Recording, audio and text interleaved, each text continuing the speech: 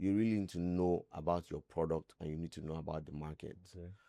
Most founders that we've seen or that I've seen, it seems that it's like when you're having a when you go to the hospital and you are having high fever and the first diagnosis is malaria. Oh, let's start treating for malaria. Most startup founders are treating for malaria in the startup space. Um, Whereas the problem is cancer. Yeah, You know, that's a good one. and until you scan through. So, what level of scanning have you done?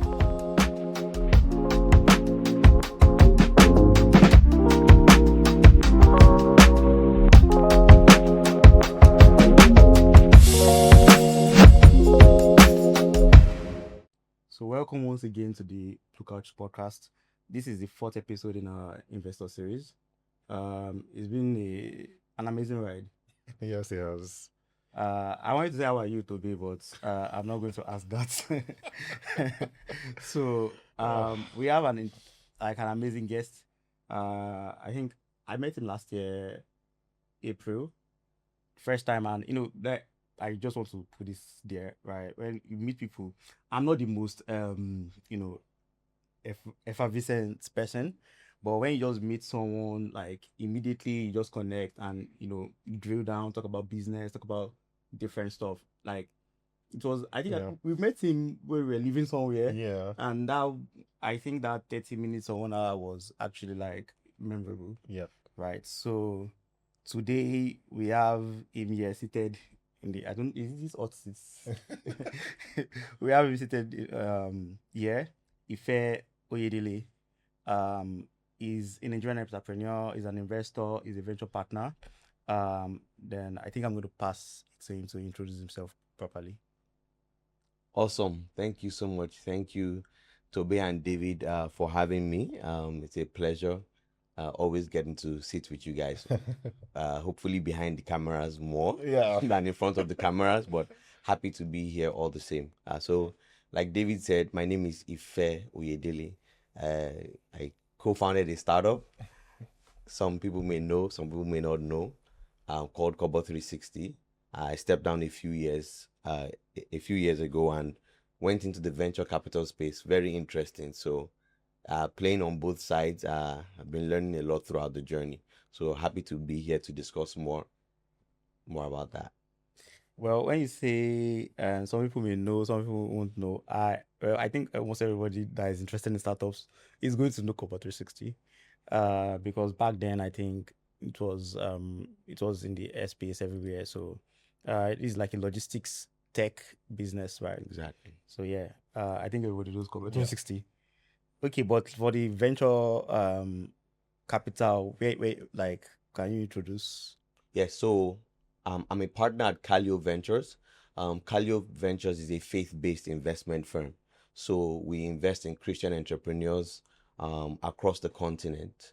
We're sector agnostic. When I say Christian entrepreneurs, we don't think this is not to say that Christian entrepreneurs are the best entrepreneurs. We just think it is tied to our own thesis of building an ecosystem of founders of like mind, where we fellowship and encourage one another. Because as anyone knows, building can be an isolated journey, and so as much support as founders can have, it's always a point of contact for us to think through that, and so that's key for us. I think to actually go into entrepreneurship, especially like in Nigeria, you need fit. You really do, because your best plans, your best models, we face interesting challenges, and you need something that is more than the material thing that we see to really keep at it. So I just needed to put that there. Um, like moving from being an operator to an investor is actually like it's an interesting journey, but I know most people read a lot of stuff, take lessons, like courses, some of the seminar books in that space. So, but I'm just curious about like things that you've learned the hard way as an investor that no book prepared you for. As an investor. Yeah, as an investor now. Yeah. So for me, when I stepped down from my startup, my dream or my vision was to I had a lot of time to reflect, to pause and reflect, and to look at all the mistakes that we made. And somewhere in me wanted to set up some sort of engine that would work with startups, upcoming startups, that to ensure that they don't make the same mistakes that we made. I didn't know how to go about it. It was just an idea in my mind. And the sentiment back then was that venture studios don't work. So even though that was what my idea was taking shape to be like, it looked like it was going to be a venture studio, and it was one that has gotten a bad rap so far. Even though there are some good ones out there. So eventually I met the dream team at Kaleo, and when we started to work together, when we started to talk about the idea behind the fund and working with founders, um, for me, it became a shock, or should I say, more of like a reality check, that some of the errors that I thought we made that were isolated were not isolated to just me. In fact, if you are meeting 10 founders, 9 out of 10 are already on that same track. You understand what I'm saying? Yeah. So you essentially, I think it was clear to me, being on the other side now. I'm sure many investors know the startups that will fail and the ones that will do well, at least to a very concise degree. So for me, it was very clear that, oh, this is venture capital is a gamble. It's a we bet it's a, you're literally placing a bet that this may or may not. I know there's some sort of calculation and analysis and model to it, but actually when you drill down, especially playing in the very early stages where we play at, it's more of a rolling the dice kind of situation, which for any business you are thinking, you don't roll the dice when you're trying to make big decisions about rolling out money, right? But that was one of the greatest shockers, or realizations, let's say, for me in the space. That's super interesting. I mean, it brings me back to how you started this conversation, right? Where you spoke about being a faith-based firm, right? And faith is tied to courage in a lot of ways. Yes. So I think about Kali, and what stood out to me the most is, a lot of people, say that they understand what it means to be an early stage VC. But I think, and I like your humility where you said you got there and you realized how much of this requires faith, right, for you to make decisions. One thing that stood out to me the most was not only how you made decisions, like just picking the right, because I looked at the portfolio of companies you've invested in, and I think it's pretty impressive, right, seeing where those companies are. But I think even how you do it, I think what a lot of people don't see behind the scenes is the pace at which you make those decisions. Yes. Right? And the conviction with which you make them. Yes. So can you share a bit more as to how, like that playbook, how did you guys come about? And maybe that's why you're a faith-based friend, because to take those risks so quickly, like David said earlier, requires faith. But I'm just curious to know how you guys think about that. Yeah. I think right off the bat, we set the model that the first check is not the actual investment, because we can invest up to Series A, right? But the first check, we tranche our investments, as you know, which was not which we didn't do for you guys, because you guys were an outlier, right? But we tranche our investments, and the idea is that when we see a connection with a founder, we want to give them that first check quickly to catalyze what this vision they're talking about is. And because we are looking at them trying to solve a problem. So just like David said, we are big on connections. You can know when you're talking to a founder, and this founder has something. They may not have everything, but they need some time, they need some momentum, they need some, maybe a community to catalyze the idea, to get things started, and maybe move to the next level. So we've had situations where strong conviction, we deployed a check in 48 hours. Wow. So we want to move fast to give you that first 25K or 50K. slightly more depending on what stage Yeah. the company you are, Mhm. of the company you are, and get you going within a couple of months. As we see you tinkering with your idea, go to market idea, how you plan to launch, Mhm. how you are able to be, sort of bootstrapping in that moment where you don't have a lot of capital. We're able to make a quick decision and turnaround. So the second tranche, a little bit more due diligence is involved. Again, remember these are early stage, Yes, of so course, yeah. some of them may not even have 2 or 3 year financials or Yes. things like that. Yes. We do a little bit more due diligence, but the idea is that initial connection, Yeah. the connection to the founder. So we bet big on the founders that we invest in, and then are they solving a real problem? So those are things that we look at, and for us, we think it's working for us. We thought it wouldn't work for us, but we think it's I working. think it is too. Yeah. That's actually like, you said about like showing conviction and the quick turnaround time. Like I can actually literally recall when we spoke and when you told us that okay, this thing is going through. I was like, wait, like it's literally it's a couple of days. Yeah. Yeah, Right. I think for us, for me at least, who has only been in the VC space for less than 3 years, I'll say 2.5 years, it's not as common as you would think to meet founders that have depth. And I think when we spoke to, I think it was Toby and Nonso we spoke to first, we saw this depth and we're like, oh my gosh, how didn't we know about these guys Yeah. a while back? And it was a no-brainer for us, Yeah. especially when you are tackling a very, very sensitive, very chaotic industry. I think my startup was tackling a very chaotic Yes, industry, and we didn't have so many questions answered. But I think our investors sort of saw that we were driven. But when we spoke to the Power Labs team, we not just were they were not just only driven. There was depth in knowledge, depth in experience, and the ambition was not was it sounded calculated, too calculated for founders. So we were really impressed. We were blown away. And this is not to say because we're on the blue couch. This is really what we saw. We have chats and conversations that back up what I'm saying. So my question is like, after you've probably like met dozens of founders, and now it's interesting because you were on one side of the divide before, now you're on the other side. So what's one early green flag you trust more than traction metrics, especially like if it's early stage, right? Where traction, is more about the idea, is more about the so what's one early green flag? You kind of mentioned one earlier.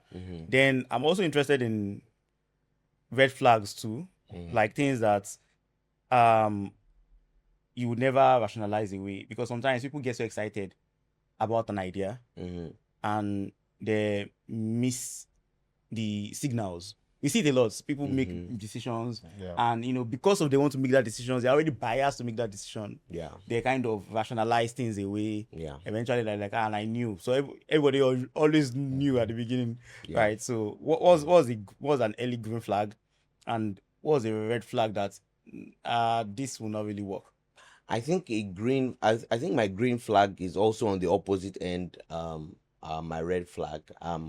I think the green flag is, like I said, what we caught when we spoke to the Power Labs team was a founder who has done a level of homework. Um, many founders, many people come with ideas, very well polished ideas, but when you peel the onion, at least how far have you gone? We know that you cannot see everything, but how far have you gone to know that this beautiful idea, if you buy a Lamborghini today, do you have the road to drive it on? Okay. And if the road is good up until the first 10 kilometers, what are you going to do after that? Are you able to sort of get through the first 2 or 3 or 4 layers? And when we see founders that cut through those layers, it's almost like even if that idea, even if the market or the idea doesn't favor that founder, even if there's all indicators that startup will fail, because the founder has already thought about those problems, we're likely to back that founder. We don't mind backing that founder to say, yeah, your startup is going to fail, but we want you to know that we were there when this one failed, and when the next idea comes, we are right there by your side. And again, that's the opposite of the red flag, where again, if you've given me surface information, again, because we've seen all many deals across multiple sectors, we're able to see how far you've gone. Yeah. So I don't want to mention any particular sectors, but there are some sectors that if you look closely, you will see that it requires a certain level of innovation, to cut through what has already been done or what is already out there. And we see a lot of those where a lot of depth has not gone into why are you building. I don't want you to just build it because, oh, you had an experience with this, somebody was affected by this, or you were impacted by this. Yes, beyond that, you were impacted by it because it's a problem that has always been there. What are you now doing to solve it? And is it a copy and paste situation, or are you thinking rigorously about what you're about to spend the next couple of months or years of your life doing? So I'll just put it like rigor and depth. Like those are the things you really look out And for. heart, yes. And oh yeah. Yes. Yeah. Okay. That. No, that's super interesting. And just building on that, right? There's also the markets that you're investing in. I think it's one thing to just highlight, the conviction, the place at which you invest, but within this market and some of the risks that come in this market. For me, that's also what I find really impressive. Yeah. A market that's typically, impacted by its oil price, its dollar, right? So with these risks like at play, how did you and Kaleo still, like, how do you, I guess, underwrite this kind of market when you have those number of risks? Because I see VCs do something similar in other markets, right? In the US, and you could say, yeah, it makes sense. Just invest in 2 days, 3 days, right? Yes. But in a market like this, with those real risks, like, I know as a founder, we don't like to share those risks so much because, but the truth is, those risks are real. Yeah. Right. So how do you still go and make these decisions with those real risks at play? I mean, venture capital is risk. It's not private equity. It's not debt. It is risk. It's just the appetite, the risk appetite of who's writing the check, right? And when you think of this market, when you say emerging markets, when you say Africa, when you say Nigeria, you would see that risk is actually opportunity, right? Look at what fintech has done across the market, right? And knock on wood, fintech is not the only sector that is going to break through the ranks of what we call these risk barriers that we're talking about. So really, we don't look at risk the way most people do. We look at opportunities. We look at the people that are tackling these opportunities and are able to figure it out. There are a lot of problems in Africa that are fragmented, but if you look closely, they are actually interconnected. It's just finding the right nodes where they actually connect. So for us, I'm not more focused on risk. I'm more focused on, maybe because of my background as an operator, trying to solve a problem in logistics when there was almost no road infrastructure, a lot of network connectivity and the likes. And our typical thesis is that these risks are opportunities. It just needs to find the right match of the founder, the timing, the market timing, and just, I would say, luck. Some other people will say luck, but let's leave it as luck. Yeah, that's actually interesting. Like, where the markets, the products, right? Then there's the founder. Like like you want a market that really requires a solution. Then you need to build a solution, right? The product. Then you need founders that can actually like build that solution. And now the interesting part, like, from Toby's question, is the market is not. It is not like a straightforward thing, right? The market will push back. So, when you look at the abyss stays back, right? So the market will push back. So the thing is, are you able to get to the final? I think we are all learning. We are all learning. Yeah. So this is also about like not particular to this market, but generally about the type of startup that we are. Mhm. We're an energy tech startup, right? And that means you need high capital intensity. You need timelines are longer because we do some hardware. Mhm. Then the there's like you have to navigate a complex regulatory process, Mhm. right? Unlike some other type of product or type of startups. So from your perspective as a VC Mhm. and former operator, also you need to add that because you are in this market. Yes. You saw some of this, even if it's not the exact same product, right? Mhm. You still see you I'm sure you dealt with regulators, you dealt with needing a lot of capital. And Yes. so what convinced you? So I'm asking, what convinced, this is outside of the founders now, what convinced you to back Power Labs, or that you think that Power Labs is a strategic fit for Kaleo Ventures? Um, Again, not to underscore it multiple times, but again, the team. We're very sold on the team. We're sold on the depth of the team. I think for us, we've looked at companies in the energy space. As you know, we had invested in companies that are playing in that space. Yeah. And I think for us, this wasn't just the Power Labs wasn't just a startup that was sort of joining the list of startups that are in the energy space. You know how Yeah. we have a lot of startups in the fintech space I just or they're in just the crypto participating. space. Yes, they're just participating.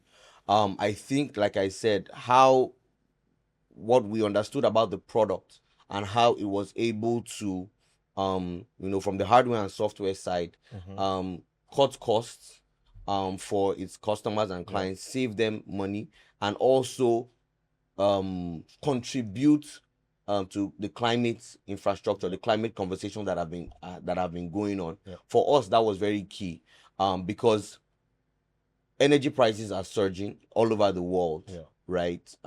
And some of these costs generally typically are passed on to the end user, right? So when we saw the product, we figured, as we were talking to the team, we saw how this could trickle down Yeah.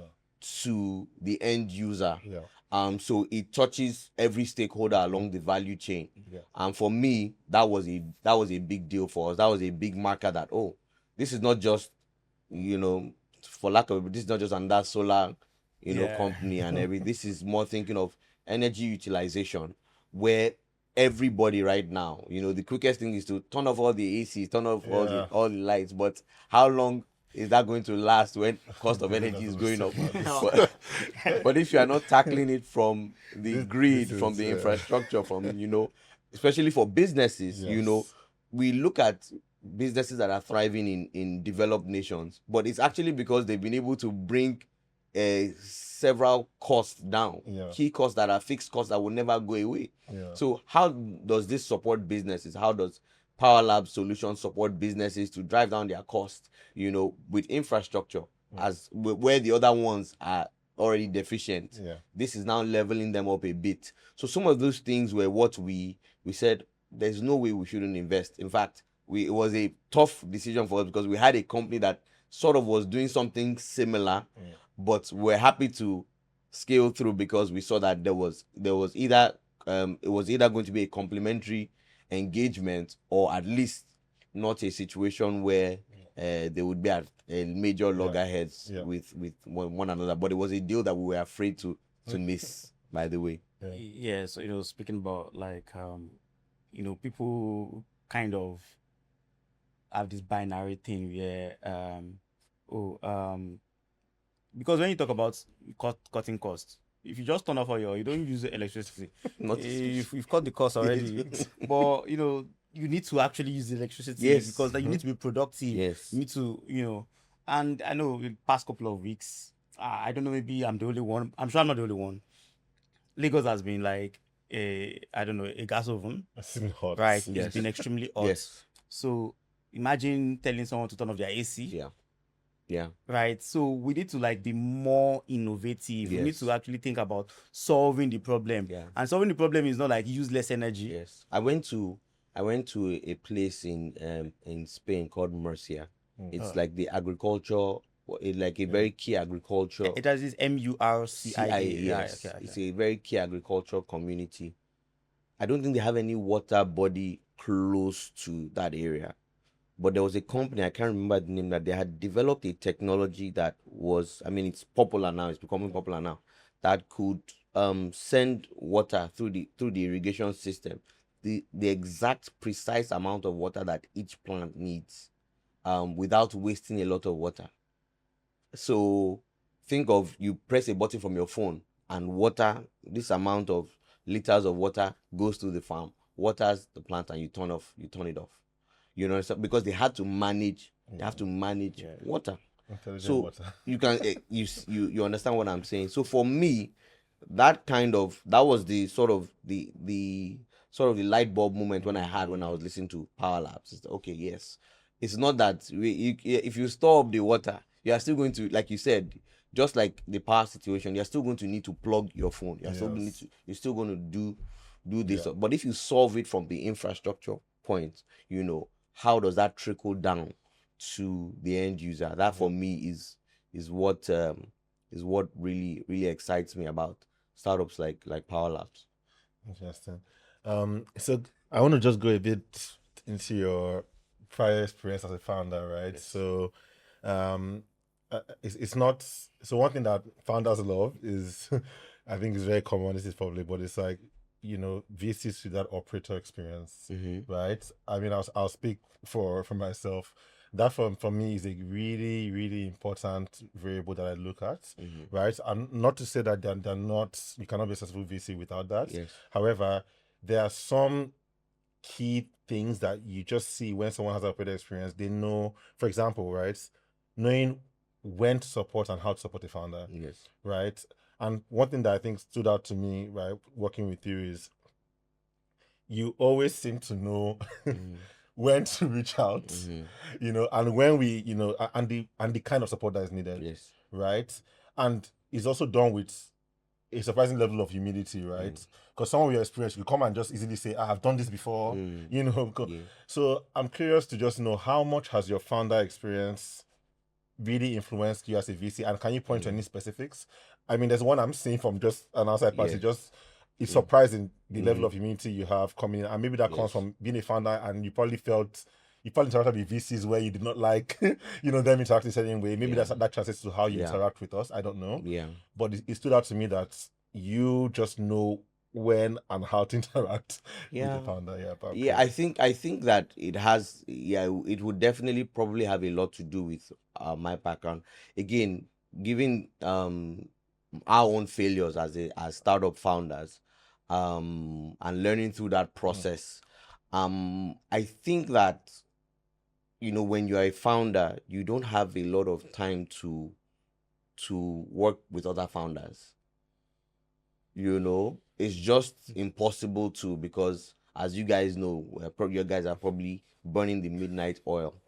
But just like your classmates, your colleagues, your friends, you guys will reach out to each other to help each other. But there's this sort of structure around this whole, this is a VC, this is a startup and everything.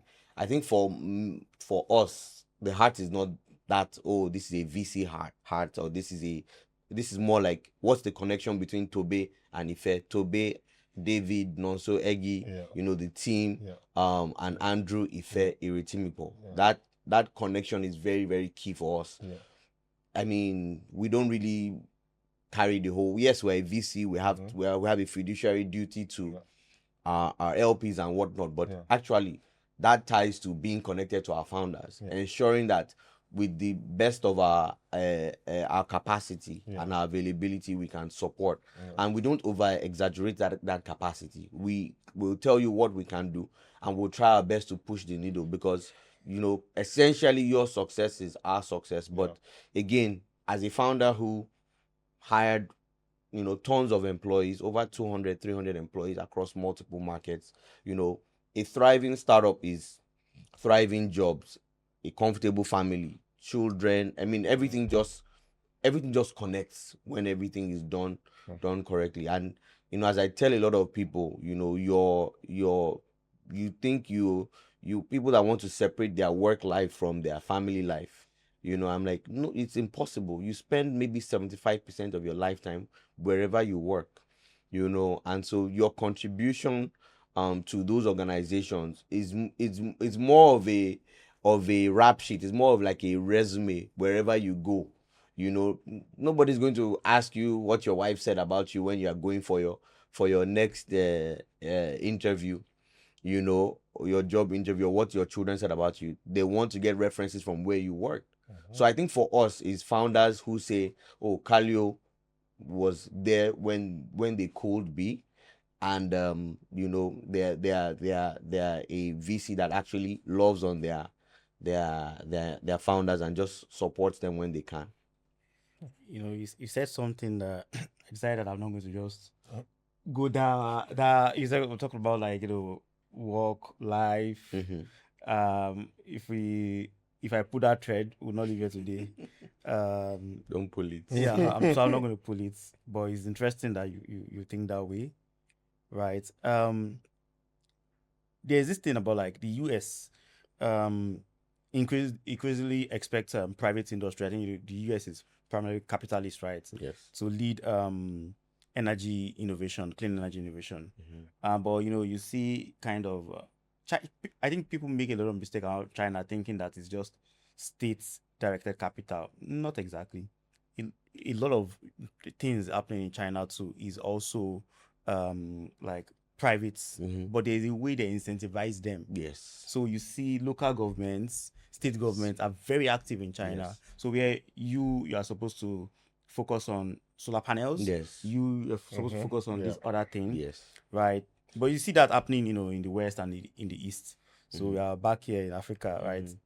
So in Africa, right, we are in between. You see the government will just, sometimes you hear there's a fund for so and so clean energy. I remember back in the day, I remember there was I don't want to name agencies, but I know there was this push to do a lot of rural electrification.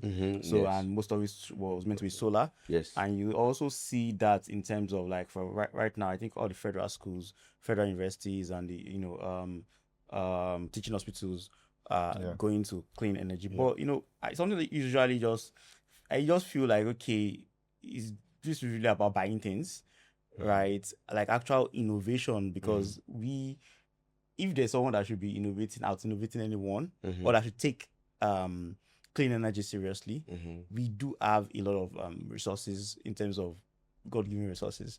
Based on, if you think about sub-Saharan Africa, we have a lot of sunlight. Yes. Right. So the question is, you cannot leave which part of the value chain cannot be left to private capital alone, because as much as private capital is needed, some of the fundamentals, think about the internet. There was no internet without DARPA's project where they created the ARPANET. Yes. Even if you think about even the solar panels, if you think about some of the core technology that allow those things to happen, they are usually like from maybe Department of Energy program in the US. They've sponsored some professors, right? So even if eventually the industry, eventually build on that stuff, right? They build on that stuff, but the core innovation sometimes comes from, So I'm just curious about, like, what do you think about that? Because for companies that want to innovate, right, is think about, like, if you're giving someone money and the person is saying, like, I want to solve a problem, but this problem still has some dependencies. Yes. So that I want to go and solve. It can make people be like, are you sure you're going to succeed? Yeah. Right. So I want to know what you think about that mix of, state capital. How does he, how that's mixture, like, you are on the private capital aisle. Yes. Are you comfortable with that? About, like, when like a government decides to, should I say, adopt an industry and says, okay, by 2030, I want this to happen. And because of that, I'm going to allow something to happen. Yes. Right. They can do it from, I think they used to do this pioneer Pioneers, Pioneer let startups. us, Yes. Yes. there are different ways to Yes. get there, Yes. right? But I'm just interested what you think about that. Very good question. There are a lot of smarter people that would answer this question better, but I think that just giving, I've been in Nigeria now for about 16 years. I moved back, yes, it's about close to 16 years. What am I saying? Sorry, 11 years. Sorry. And I've seen things gradually evolve across multiple industries and sectors, very gradually, like tortoise kind of gradual, if that's the word. And I've seen things try to take certain leaps, but they don't have the,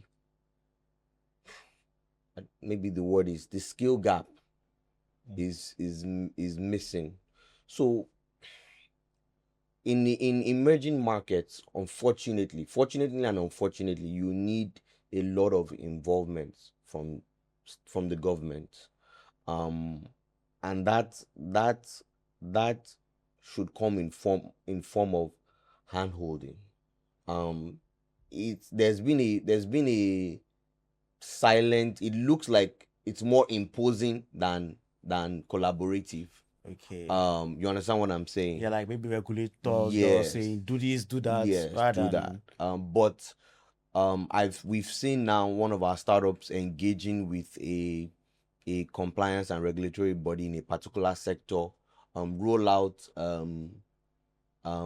policies. They worked with a startup founder to roll out policies that will improve a certain sector. I don't know how public it is yet, so I would leave it quiet. And I saw that happen very quickly with this recent government, and we've seen other sectors stall, again, because maybe the people that are occupying that office, they may not have the depth that is required to engage and collaborate with the founders that are trying to solve those problems. What I would say for those founders is that keep going, keep working around those lines.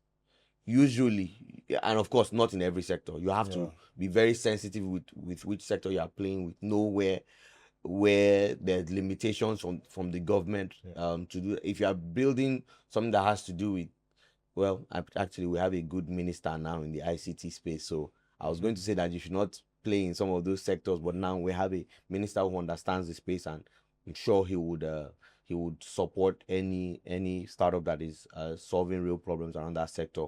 But essentially, a startup founder who is working in a place that is heavily regulated, they need to keep moving, they need to keep working around the lines, and with that hope and patience, knowing that it's not always going to remain the same. Things would move. Sometimes, like we were talking about this morning, some will move back, and at some point it will move forward at certain paces. But it's not going to work in isolation. As you innovate, I think that we have a government that wants to play catch up. We've seen it with with insurance, we've seen it with taxes, we've seen it with technology, we've seen it even more recently with even more more infrastructure like road. We're seeing a little bit of movement here and there. I saw traffic reduced by 70% recently in parts of Lagos when they launched the coastal road, and they're aggressively expanding that road as well. And I think that it's going beyond those kinds of infrastructure. So for me, it's not one of those things where, yes, China has gotten it right, but maybe with a little bit more authoritarian, and we don't have that because we're a democracy. But I think that sometimes we have startups that have trapped the government, because they're like, oh, these guys have innovated, they've gone ahead of us, we need to catch up. The technologies of the money points and the likes that are enabling remittances improve, and be more instant, and you have no choice but to support those kinds of startups. You can't kill them. And I think the same thing, you're going to see it in the energy space, you're going to see it in because all of this infrastructure, we know how, I'm sure you guys are familiar, how many of these companies are losing millions of dollars because they don't have the time to innovate on what people like Power Labs is innovating on. And so they just need that sort of support. They already have state backing, quote unquote, or support. And then it's now that interconnected node that we've been talking about, where Power Labs on this end, the mega infrastructures on this end, and the government also with the regulatory bodies engaging with all of those systems. But the founder has, that's why we said, when you're looking at the founder, what level of determination, what level of depth, are they looking at to tackle the problem that they are tackling? The obstacle is the way. Yes, it is. No, that's very interesting. I think it's almost like the point you made on, for those who are working in industries where maybe regulation or they're not getting much movement, there's that persistence, right? Yes. That you mentioned, and it just reminds me of this saying that when I was early on getting into startup space, and then I think one advice I got about being a founder, they were just like, look, every other advice you hear is fine, but the summary is just don't die. As a company, Yes. just don't die, right? Mhm. And it just stuck with me. It's like, because they were like, no matter how much and the person, this is after I went through a whole pitch deck. Yeah. It's an exponential investor, and they were like, look, all these things you're saying, half of it might not even happen. Yes. The main thing you have to do, so is your persistence that I've seen in your old life is why I'm investing, and carry that over and just don't die. Interesting. So I think it's interesting that you say that, because that applies in many ways. Yes.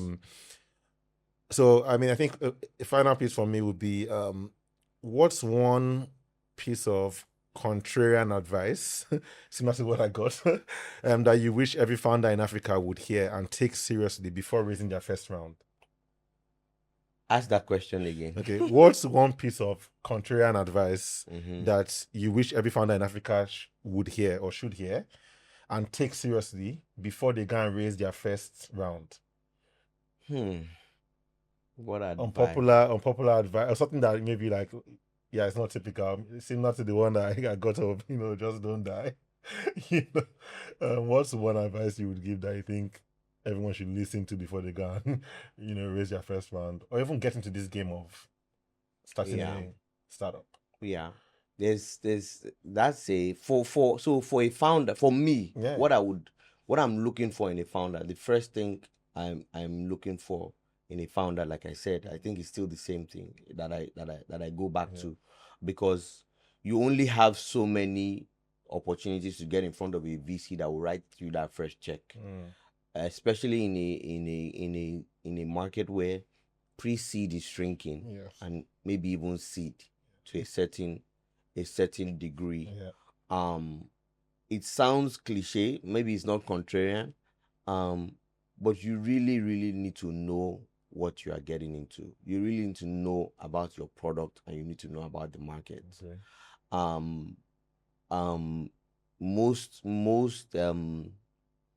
Most founders that we've seen, or that I've seen, it seems that it's like when you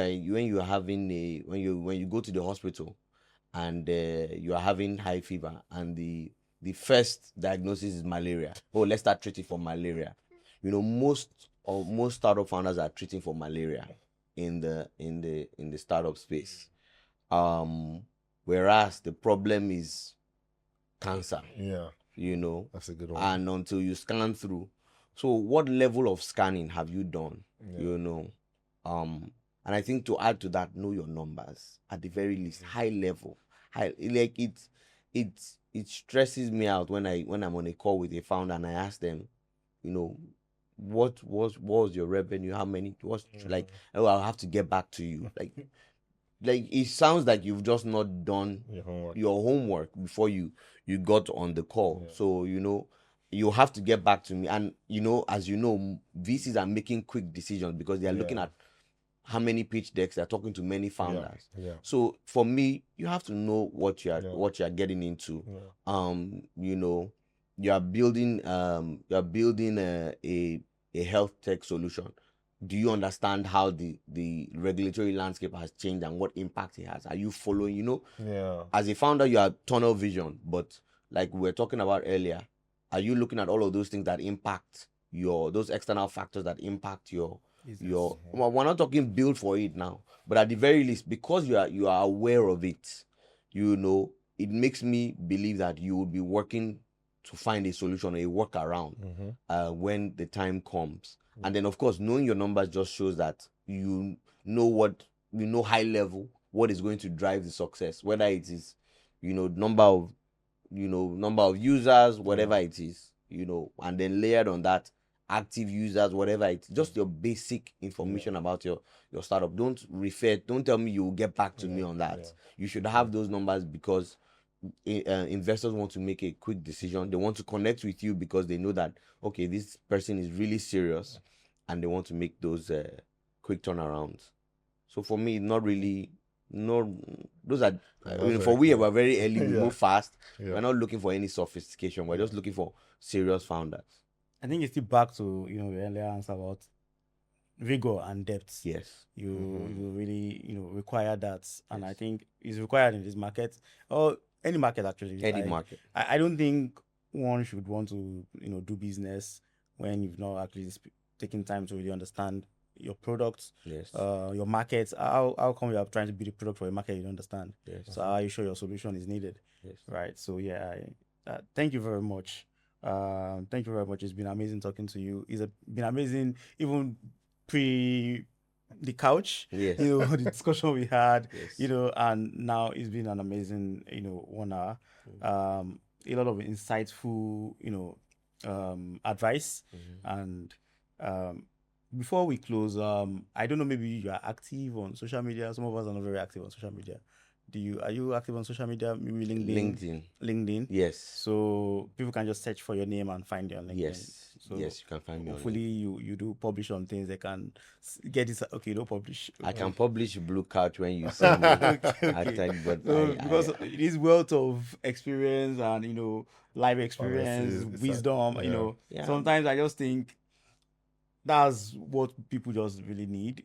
I have this before. I have this problem with Nigerian businessmen who write books, and that book will not, when you ask them, and I know it's God that made it happen, but they will just say but they don't really go into the mechanics of, so you don't really, you read the book, you feel good, but you don't really get any tangible thing for some of them, right? So, but is sometimes I notice that when they do talk, and maybe someone is not interviewing them, if you listen, they kind of drop, nuggets, drop this thing. So maybe they didn't plan it well. So I think I do try to meet with people one-on-one. I do connect with people a lot on LinkedIn. Okay. For me, just like we're having a discussion downstairs, I love that one-on-one engagement, where we look into each other's eyes, but I don't really have time to post online. Maybe I should. I think I need to maybe get into that LinkedIn post. But I'm very, very always happy to spend time, connect with people, engage with founders, learn a lot from them as well. It will help me as I'm also pressing on as well. So thank you. All right. Thank you for having me. It's been an amazing ride. I never had the opportunity to talk to our founders in front of a camera. So it's an amazing experience. Thanks a lot, Ife. Appreciate it. Thank you so much. Thank you very much. That was Ife Oyedele on the Blue Couch podcast. So if this conversation has resonated, please share with your friends, family, everyone, colleagues. You can listen to the Blue Couch podcast on all audio streaming platforms, Spotify, YouTube audio, YouTube, and which other one? Apple.